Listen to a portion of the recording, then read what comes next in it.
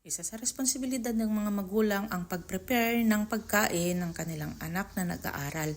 At heto na nga, nagtutulungan kami ng aking asawa sa pagluto ng lunch ng aking anak. At habang nililinisan ang apron ng aking asawa, nag-unbox muna ako sa dumating na parcel. At yan na nga guys, makikita nyo may maganda na akong plancha.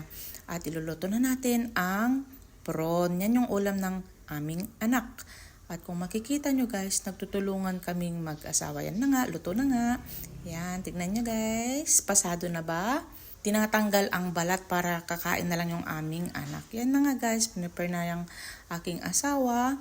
Ang kanyang baon, nilagay na sa kanyang lagayan para ihatid namin ang lunch. Yun guys, walang tissue, kaya nilagay na lang muna namin ng ganyan. Nilagyan pa niya ng mga ganyan-ganyan guys, so para may dessert daw.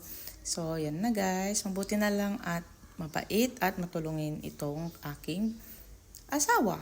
So, yan na. Ready na ang baon ng aming alak para sa kanyang lunch today.